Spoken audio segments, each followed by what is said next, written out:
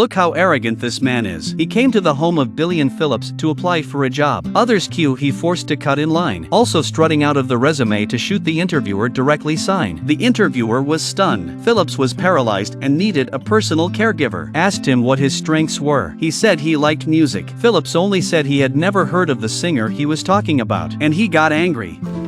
Who was interviewing who? He said Phillips not only didn't understand music, but also had no sense of humor. I'm in a hurry. It turns out he just wanted to get an interview certificate. He could only receive unemployment benefits if he was rejected 3 times. Phillips asked him if there was anything else he wanted besides unemployment. Yes, and he threw a wink at Phillips' beautiful assistant. That's funny. Phillips deliberately did not sign. He told him to come back tomorrow to get it. He was angry but could not do anything about it. And you would never expect. So 2 different classes and incompatible black and white, but the spark that touched millions of people. The other guy is named Driss, a hobo who lives in the lower class. Just finished 6 months in jail for robbing a jewelry store. Do not look at him in front of Phillips, arrogant and domineering. Back home he had to turn back to his old self. His 8 younger siblings are fighting. He can't stand the idea of his brother hanging out with gangsters. But he'd just gotten out of jail and had no say in the matter. A family of about 10 people crammed into a small house. It's not even easy to take a shower.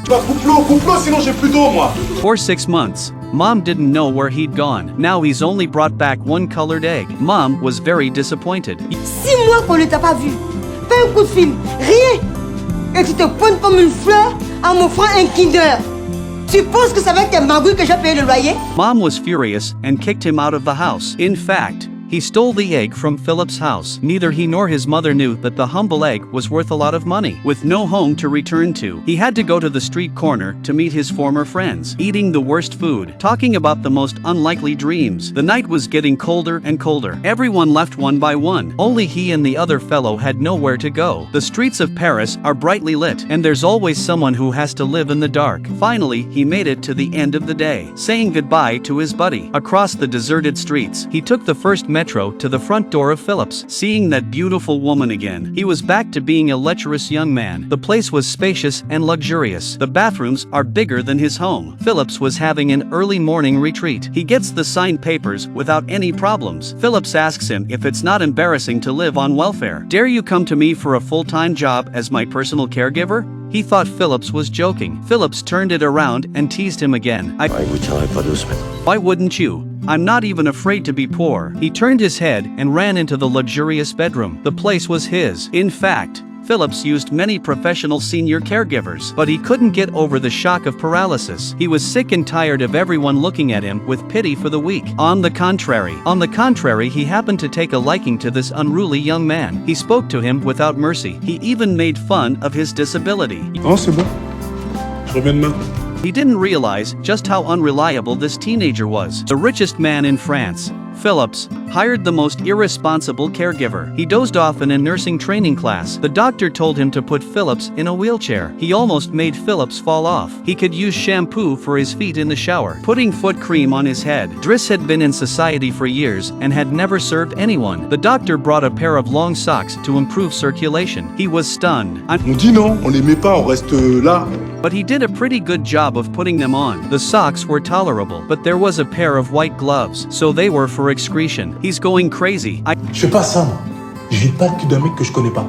C'est une question de principe. Phillips was reading a book, and he's just playing with his phone. This kind of caregiver is so unreliable. But Phillips, who's always been pampered, doesn't mind. They're going out. The other caregivers took Phillips and his wheelchair, and the other caregivers take him into the trunk with the wheelchair. But Driss thought that was disrespectful, so they got into Phillips' sports car. Driss was surprised to drive a luxury car for the first time, and Phillips got a thrill he hadn't had in a long time. He was used to neighbors blocking the car in front of his house. Ça c'est encore le voisin, il se met tout le temps. Driscoll didn't want to pretend he didn't see it. Bonjour, ça va? Quoi? C'est lourd, toi. Vas-y, lis. Regarde, on passe. La bonne méthode, ça. Painting in the exhibition hall is worth 40,000 euros. Phillips decided to buy it. Driscoll didn't know anything about fine art. All he knew was that it was a puddle of nosebleeds on paper. 30 euros, je vais chez Casto et je vous la fais la trace de mon passage sur Terre. Phillips wants to eat his chocolate. He refused to give it to him. Pas de bras, pas de chocolat. For a while Phillips couldn't take the joke, and he laughed with delight. Pas de bras, Philippe. Philip, perhaps the most poignant way to reveal a scar is to accept it most openly. Driss enjoys the luxury of life, but he made a mess of the room. The housekeeper was very upset, and the dagger was found in his bag. Friends warned Phillips of the dangers of hiring such a reckless, violent and ex-convicted caregiver. People from the slums have no compassion. But Phillips said I wanted no compassion. He would often forget that I was disabled. I don't need pity. I need to be treated with respect as an equal. I didn't care about his past. And then, he gradually discovered Dels wasn't as brutal and perfunctory as he appeared to be. Late at night, Phillips suddenly became short of breath. Dels rushed over and put a towel on his forehead, instructed him to control his breathing, soothing him at that moment. Tormented by illness, Phillips saw Driss as an angelic guardian. Gradually, he calmed down. He sat by his side and kept watch. When he had another seizure and cried out that he couldn't breathe, Driss decisively put him in his wheelchair and pushed him outside. The two of them wandered along the river in a dappled light. 4 a.m. The fresh Parisian air was soothing to Philippe. It was the first time he experienced the responsibility and care of Driss. The sight of a woman traveling at midnight. The two of them are excited by the same thing. It turns out they also share a common interest. Phillips felt sick again. Driss lit a cigarette to make him feel more relaxed and at ease. The other caregivers wouldn't even let him smell the smoke. That night they had their first long talk, talking about women and bodies. Dels made a sarcastic joke every now and then. This made Phillips throw away all the psychological baggage. He was able to reveal all of his hardships over the years. His wife had 5 miscarriages. His wife went paragliding for a break. But once there was a tragic accident. His wife died instantly, and he was paralyzed. He could not walk away not only from his illness, but also from his wife's departure. For the first time, Dels was so heavy. The two had become good friends who could talk about anything. Phillips smiled and said your probationary period has passed. Phillips made a pen pal. Talked for 6 months, but did not dare to call each other. Driss knew and forced to pick up the phone to call. Helped them break the paper window. From then on the two chatted like crazy. But a new problem emerged. The pen pal offered to exchange photos. Philip was worried that the other party might not like him as a handicapped person. He didn't want to use a picture of him in a wheelchair. But Driss thought he should be honest with her. Vous n'êtes pas obligé de lui envoyer une photo genre Téléthon avec le filet de bain une sale tête.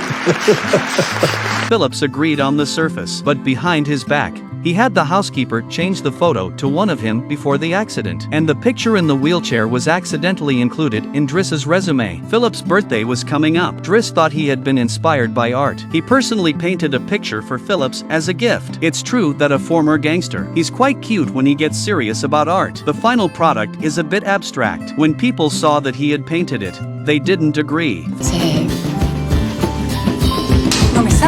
Phillips introduced the painting to his friends. He said it was a masterpiece and he was going to exhibit it in London. The friend thought it was similar to the Nosebleed painting, a work of art not to be missed, so he bought it for 11,000 euros. Phillips gave the money from the sale of the painting to Driss. He didn't know if rich people really knew about art, but he knew that Phillips wanted to help him. Gangster from the slums becomes close friends with a billionaire. He's been taking care of Phillips for a long time. Even the white gloves were silky smooth. He makes Phillips happy and brings him out of the past. Phillips made a nice suit for Driss. It is true that a man is only as good as his clothes. Driss took him to the polls to watch the sunrise and have a snowball fight. Although the snowball is a one-way street, but the joy is a two-way street. Phillips' daughter is bossy in front of Driss. Driss thought he couldn't be spoiled, so for the first time, Phillips criticized his daughter, who Ton espèce de plumeau sur mon toit. On the run. Phillips' wheelchair couldn't keep up with Driss' pace, so Driss found a tuning store. He built him a power unit with maximum horsepower, up to 30 kilometers per hour. From then on, the bike became a motorcycle. Phillips never thought that he could enjoy life in a wheelchair. On this day, Phillips' daughter was in a mood. Her boyfriend was with someone else. She was crying. Outwardly,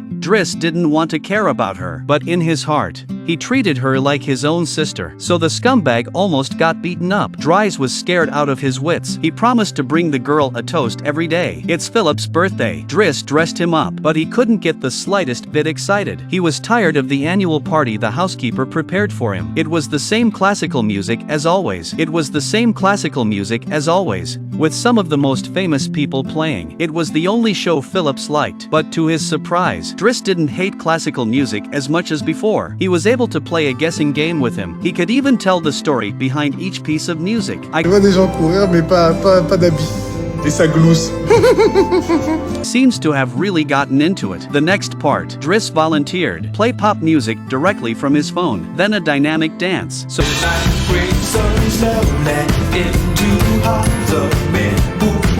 he danced so handsome. Look at the young energy. Philip's heart is surging. Not only that, Driss also called on everyone to dance for Philips. It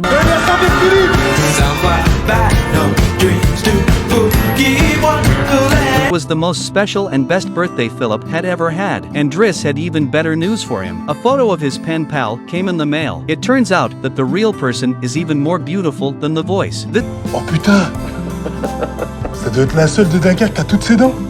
Pen pal left a message saying she wanted to meet him. Driss put the photo on his bedside. He looked at the photo with happiness in his eyes. What he lacked most in life was a partner. But will she mind the disabled? Handicapped rich man wants to meet his pen pal. Dels wants him to succeed and be happy, and dresses up for him. Philip and the butler arrive early at the appointed restaurant. But the more he waited, the more nervous he became. He was worried that he would fail. Just before his pen pal arrives, he decided to give up. That's when he wanted Driss to accompany him. Dites-moi, vous n'avez pas envie de prendre le large? Voulez vous barrer, c'est ça? Voilà, c'est ça.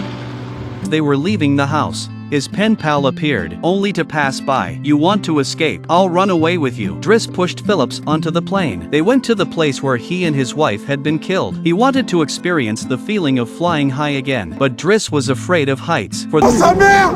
Oh putain! Elle est en train de monter là! And I'm feeling... the sake of his best friend, he took the risk. In fact, the decision to put your life in danger. You can also get a beautiful view, experience a death, to be reborn. But all company has an end. Driss's brother was in trouble with the mob and wanted to join him. For the first time, Driss talked about his life. He wasn't born to his mother. He was adopted from a poor family in Signal. His real name was Bajali. His mother divorced several times and had children. That's why he has so many younger siblings. There was no man. The mother raised 9 children by herself and worked odd jobs everywhere. She worked early and came home late. Dels never did anything to make his mother proud. He blamed himself, and Philip knew it. It was time for Driss to take on the responsibility for his mother. Je crois qu'on va s'arrêter là. Vous n'alliez pas pousser un handicapé toute votre vie.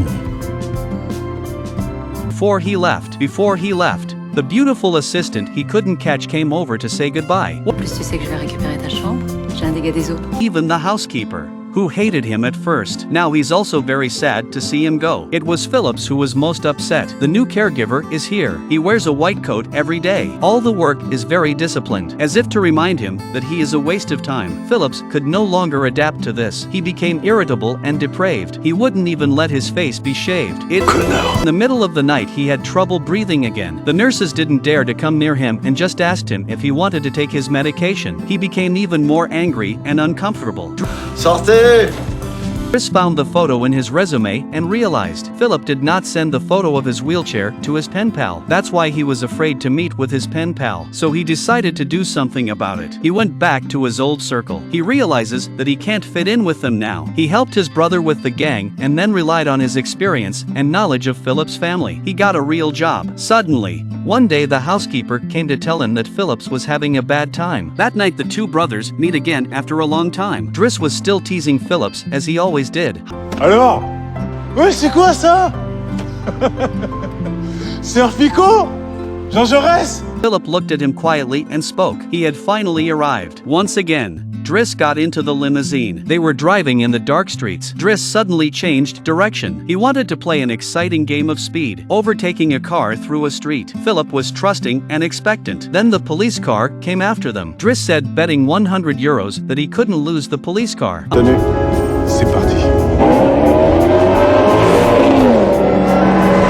Unfortunately, they were soon surrounded by police cars. Dels said another 200 euros. I bet they not only won't arrest us, but will open the way for us. He got out of the car and told the police that his boss was seriously ill. He had to take him to the emergency room. The police saw the wheelchair in the trunk and Philips, who was foaming at the mouth. They believed it, so the police really opened the way for them. Philips is a great actor. The two of them get high to the music. Then Driss took Philips across the plains and over the wetlands. Finally they reached the sea. Looking at the vast ocean, looking at his heartfelt friend, Philips finally let go of his burden. This face should be shaved. Driss played tricks on his face. First this, then this, and finally, He made it look like Chaplin. The two big men were happy as children, but were always together for a short time. But it's always short. They picked a window seat in the restaurant. Derek returned the stolen egg to him. Though, it was a gift from Philip's wife before she died. Now it's back to its rightful owner. Embrassez-la bien fort pour moi.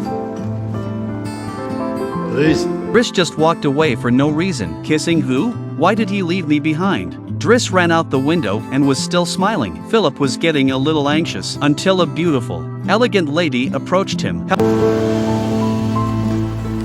Bonjour Philippe.